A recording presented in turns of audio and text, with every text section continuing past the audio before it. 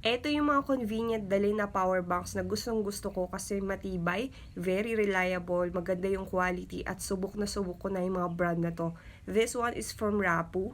This one is from Jaguar. Yung first ever Jaguar ko na ganito pa kalaki kasi malalaki pa yung power banks nun. Hanggang ngayon buhay pa. Parang almost 10 years na and buhay pa rin siya. Hindi pa nababawasan yung battery life niya.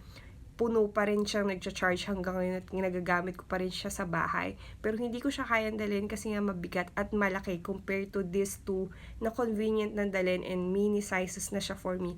Although may kabigatan pa rin kasi nga 20,000 mAh to, but at least assured ka na talagang 20,000 mAh siya. Etong dalawang to talaga nagtatagal ng ilang araw, nakaka-full charge ng ilang devices, nakaka-full charge ng ilang phone. Ganun siya talaga magagamit kapag 20,000 mAh yung legit na nabili mo.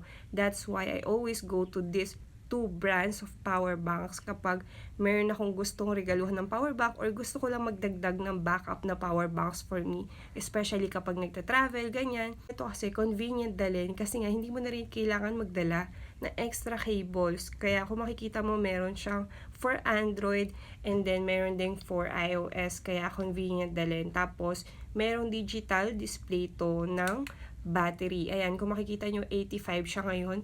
Kabibili ko lang nito guys, kabubukas ko lang nito kasi nga yung dati kong ganito na pinakita ko sa inyo, naipamigay ko kasi meron akong pamangkin na walang power bank, so binigay ko na lang sa kanya. Bumili ako, same color, ito pa rin yun. Ito, matagal ko na itong ginagamit. Ito yung another backup ko ng Jaguar kasi nga yung isa hindi ko madala dahil nga malaki, ganito siya.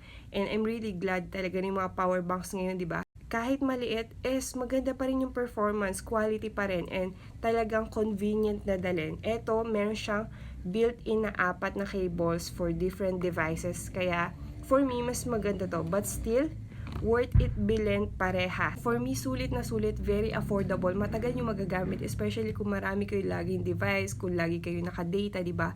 Mabilis makalobat. Kailangan nyo talaga ng power box na convenient dalhin. And for me, okay ang Rapu or Jaguar.